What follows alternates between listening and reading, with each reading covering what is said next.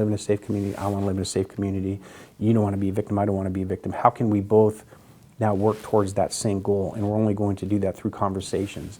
And then if we make changes, let's make sure we're making those changes based on outcomes, based on facts, and let's acknowledge the emotion, but let's not let emotion drive the type of change, rather than let's let the emotion drive change, but not the type of change that often is not productive if it's based on emotions. So there has to be a balance. And I guess out of what you said, I thought of how there has been a lot of conversations around defund the police, abolish the police, amend the police. Like I can continue on with the list quite really. No, I don't mind. Go ahead. Okay, that's yeah. So, but that's, I mean, whenever we've like run into people, not necessarily in this community, more in our urban areas that we've been, and we tell people just like very vaguely, oh, we're reporting on police reform. That's the first thing they say, which I think is like, I mean. When we're talking about like the different conversations around police, like the rhetoric and like little phrases that are being thrown around, you know. Mm-hmm. Yeah. I don't think you'll hear that here as much. I'm very happy that we have a very supportive community. Mm-hmm. They support their police, they know their police, they know that so many of our officers are born and raised here. Mm-hmm. And as Chief said, they want a great community to raise their kids. They're people they are talking with are their neighbors. So it feels a little bit different here. Yeah. We haven't heard it here. Yeah, we haven't heard it here at all. Like, that's why we were, I guess, a little bit intrigued with learning about Spokane and the police department and just kind of like the dynamics here. Yeah, I think you all bring up a very relevant topic that, and I think part of the answer may surprise a lot of people. So Washington State Training Commission requires every law enforcement officer, police or deputy, to conduct at least, I believe it's 1 hour of crisis intervention training refresher every year. And it's really about, crisis intervention training is really about officers using tools to deal effectively with those who are in crisis. It was interesting because last year, this hour was on officer wellness. And as they explained it, and I think there's a lot of merit to it, officers who are damaged are going to be much more challenged to effectively deal with other community members who are damaged, which is what they deal with every day. Every day our job is to go out and deal with evil. Someone's been a victim of evil, someone's witnessed the evil, someone's perpetrated the evil. We never go on a call where something bad hasn't happened, and that's our career for the rest of our lives. And that leads to significant trauma for the officers. And we're finding out that in some agency studies have shown that up to a third of the agency has PTSD. So why should that be of concern to the community? Why is it like, that's your problem, not mine? Because officers who have carried this trauma with them, seen the things that they've seen and how to do the things that they've had to do, become damaged. And when they're damaged, how they interact with everybody, their families, their peers, community members, is impacted by that. So what the goal is let's help also heal our officers who have experienced that PTSD, and how do we do that? And so what we are really working on across the nation and here as well is the wellness of our officers who are whole, who are healthy, think healthy, they respond more healthy, and they don't respond emotionally. I tell people sometimes officers, because of what they're seeing, what they're experiencing, or the way they're talked to and treated by the community, they build protective layers, right? I mean, we all do that. Like, okay, I'm going to build a thick skin because I can't let this into my heart because it hurts, it frustrates me, it angers me. So they start to build up these walls, probably without even realizing they're doing it. And at some point, you just see these officers who look like they're just these cold, sterile human beings. Joe Friday, just a fact, man. We don't hire them that way. Every officer I hire, in the last interview, they're sitting across the table from me. They're smiling, they're happy, they're excited. But over the course of the following years, as they deal with trauma and trauma and trauma, and they build those layers up, they change. And sometimes that change can manifest in how they interact with the community. So part of what we need to do to help solve a lot of these issues that communities are experiencing is we also have to help make our officers whole and help them deal with the trauma and accept the fact that It is normal. If we need counseling, let's get you counseling. More people should be going to counseling than are, and that will help them make better decisions and help them interact with the community in a more healthy way.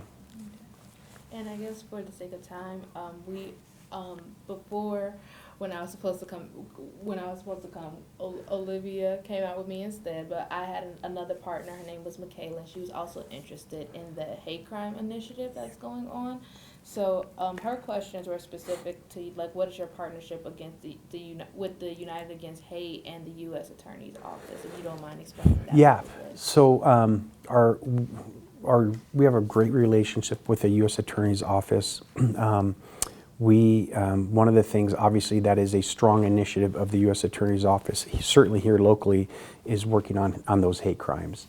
And because of that relationship, I think that our detectives are very comfortable reaching out directly to the U.S. Attorney's Office and saying, hey, we have this hate crime. Is this something that you're interested in? The United Against Hate, we have folks involved in so many of these community groups. Our community outreach officers really take the lead on connecting with these groups as well. But with them, I'm not as familiar with their work. And so yeah, that's something I would have to explore a little bit more. But in terms of prosecution, phenomenal relationship. Okay, so you said you need to do a little bit more digging on that stuff, but like I guess her questions were more specific to like what is like the community relationship with the different things like that. How does their community respond to you guys' participation in these programs? Oh, okay. It's easy. I'm biased, right? Because I'm like, oh, we do awesome on everything. So you're asking someone who is probably by human nature going to be biased. It is phenomenal. It's the best in the world, and everyone should emulate us.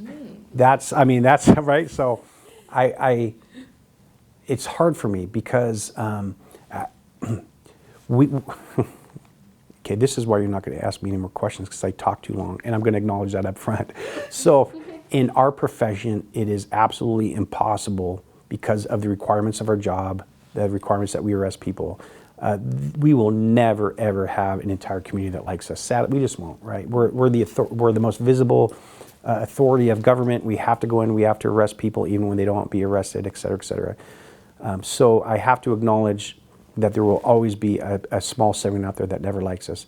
But overwhelmingly, the majority of the community likes, supports, and wants us at their activities. There's always going to be a few that don't. We have to acknowledge that. We are always willing to come to these events.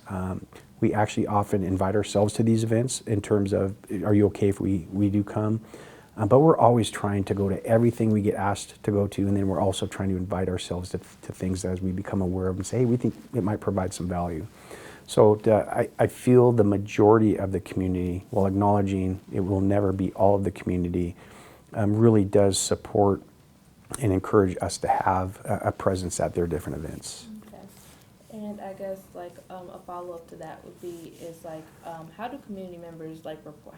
What's the process of community members if they like witness a hate crime or they are the victim of a hate crime? How do they report that? So there's a couple ways they can call 911. Depending on what the hate crime is. If it's a crime of violence and it's occurring right now, they call 911. If it's something that has happened in the past, the suspect is gone, there's no longer a threat, then they call what we call crime check, which is a non-emergency 24/7 line to call. And then we will obviously send out officers to take the initial report. Typically there's follow-up to be done on those. So then the detective will go and do some more follow-up. And then that includes if they can identify the suspect, interviewing the suspect, and then deciding was this based in whole or in part on the protected class of the person that was targeted. But it's going to be typically 911 or crime check is how we almost exclusively get our calls. Okay. And I guess to my next question I would ask is like how important is it like a high of importance to responding to hate crimes for Spokane Police Department? Yeah, we actually have one sergeant specifically assigned to review all hate crimes and all allegations of hate crimes. So that his job, and he's got other tasks. We don't have those coming in every day or even every week. But his job is to look at every single one of those and ensure that appropriate follow-up is done as well. So we definitely take it very serious because we want one dedicated sergeant to review all of those and make sure that they're doing a thorough investigation. And I guess since we're focusing on hate crimes Yeah. for one of our, I guess, topics for police reform, like in a story about hate crimes, like what is the norm for hate crimes? I want to say. In terms of what type of activity? Yeah. That's a good one. It runs the full gamut. So you have hate acts, and then you have hate crime. An example of a hate act is occasionally we will get some knucklehead that will print a flyer and post it either downtown or by a college campus saying, "Come to this, white nationalist meeting," or "Go to this white supremacy website." Okay, not illegal in and of itself. First Amendment, they can put those flyers out, but then you have the other gamut where somebody is targeting someone specifically because of their demographic, and we've had everything from shootings to assaults to malicious mischief, and so I wouldn't say it neatly fits into one category. It is every category of crime